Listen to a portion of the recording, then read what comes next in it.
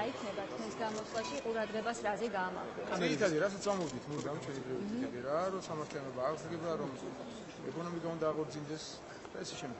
ძირითადი შენიშვნები იყო მაინც რომ აი კონკრეტული ვადები არ არსებობს ტარიფების დაწევასთან დაკავშირებით ოქროს. ხო, ჩვენ ყველაფერზე პასუხი გავეცით. შენიშვნები არაკონსტრუქციული იყო, ну მაგათ უნდა შენიშვნები შენიშვნებისთვის.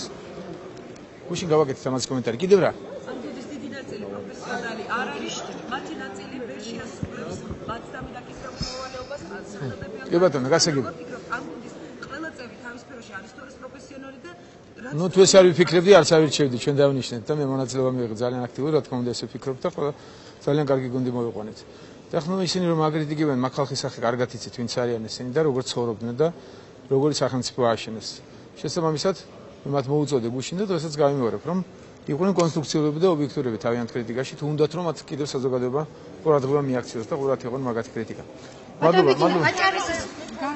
ბატონო, კი, არა, წინა წელსეული ვართ.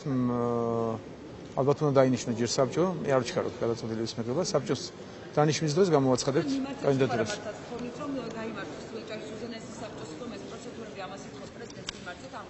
მე არ მიმართავს, მე არ უნდა მიმართო წესით, შეახსენეს მას, რომ დროზე დანიშნოს, მე მგონი გუშინ ხო ესეც. ხო, მიდის კიდევ კონსულტაციები გრძელდება. მე ვფიქრობ მას, ვისაც საზოგადოება აირჩევს. მე არ მაქვს ცალკე ფავორიტი. საზოგადოებასთან ერთად მეც მონაწილეობას ვხებულობ. დიდი მადლობა.